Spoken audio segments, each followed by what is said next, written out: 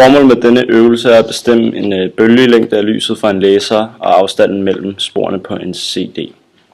Teorien vi havde i det her forsøg var den her ligning, hvor D er lige med gitterkonstanten, altså afstanden imellem hver enkelt ridse i gitteret målt i nanometer.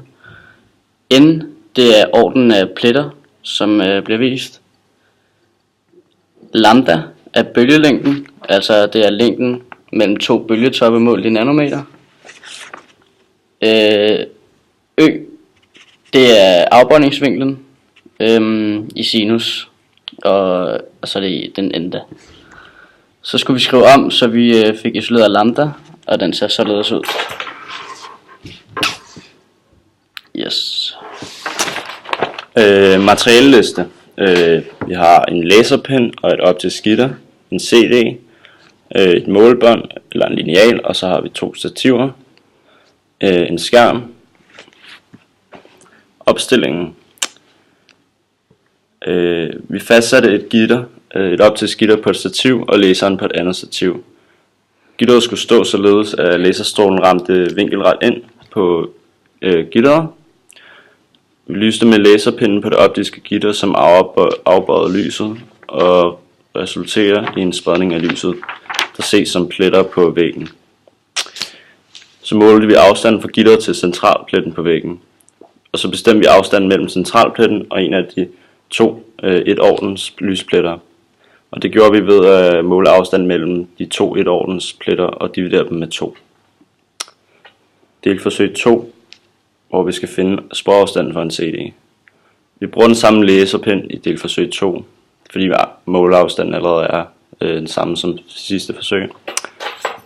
Vi skifter kun det optiske gitter ud med en CD og gentager forsøgsproceduren for at finde sporafstanden. Resultater. I det første forsøg, hvor vi skulle finde bølgelængden på laserlyset, der fik vi 537,28 nanometer. I det andet forsøg, hvor vi skulle finde sporafstanden på CD'en, så fik vi det til 1137,8 nanometer. Så lidt diskussion. Bølgelængden på laserpennen fik vi ved vores udregning til cirka 537 nanometer som sagt, og i tabellen står der, at den skulle være 132 nanometer. Derfor kan vi altså konstatere, at forsøg 1 er vellykket, da de er meget tæt på hinanden. I forsøg 2 var sporafstanden fra CD'en som sagt cirka 137 nanometer, og det er lavere end tabellen, som siger, at den skal være på 1600 nanometer. Det er altså en forskel på 63 nanometer. Sporafstanden på en DVD er 740 nanometer, så forskellen i forhold til vores resultat er altså 397 nanometer. Vores resultat hælder altså i større grad mod, at sporafstanden svarer til en DVD end en CD, hvilket er et mislykket forsøg, men det kan skyldes nogle fejlkilder. I forsøgene var det svært at få laserpennen og gitteret eller CD'en til at stå vinkelret helt præcist. Det kan være skyld i nogle misvisende data. Upræcise opmålinger af data kan også have påvirket resultatet.